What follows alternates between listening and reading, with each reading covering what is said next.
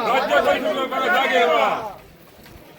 महाराष्ट्र नवनिर्माण सेनेचा महाराष्ट्र नवनिर्माण सेनेचा माननीय राजसाहेब ठाकरे यांचा निषेध असो निषेध असो निषेध असो निषेध असो.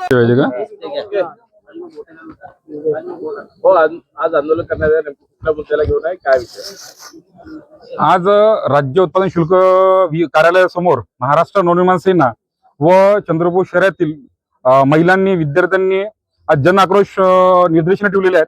निर्देशनं ठेवण्याचे मुख्य कारण हेच आहे, मागण्या आमच्या हेच आहे महिलांच्या, विद्यार्थ्यांच्या व मनसेच्या, की चंद्रपूर शहराच्या मुख्य भागावर म्हणजे जसं ताडोबा नॅशनल पार्कच्या मार्गावर जाताना वाईन शॉप आहेत, त्याच्यानंतर 2 राज्याला मार्ग मिळणारा बंगाली कॅम्प चौक त्या मार्गावर वाईन शॉप आहेत, सिटीच्या मुख्य रस्त्यावरती वाईन शॉप आहेत, नागपूर रोडवर वाईन शॉप आहेत.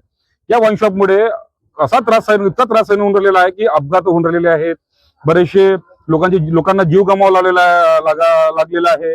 अपघात झालेले आहेत, कोणाचे किरकोळ, कोणाचे हात गमावं लागले, कोणाला पाय गमावं लागलेले आहेत. सोबतच त्याच्यानंतर त्यांना तिथे त्या वाईन शॉपवाल्यांनी पिण्याची व्यवस्था करून ठेवलेली आहे. तर आम्ही आणखी अशा अनेक मागण्या आहेत ज्या आम्ही राज्य उत्पादन शुल्क विभागाकडे, सोबतच SP साहेबांकडे, प्रत्येक पोलीस स्टेशनच्या अंतर्गत येतात त्यांच्या ठाणेदाराकडे, सोबतच कलेक्टर साहेबांकडे सगळ्यांना आम्ही पत्र पाठवली आहे. पत्र पाठवून बी आम्ही सतत 1 वर्षापासून पाठपुरावा करत आहोत. अजूनही शासनाला कुठलाही कसलाही जाग आला नाही. म्हणून आज महिलांनी व मनसेंनी जन आक्रोश निर्देशन ठेवलेले आहेत. आमचं हे म्हणणं नाही आहे की वाईन शॉप हे दारूची दुकानं बंद करा.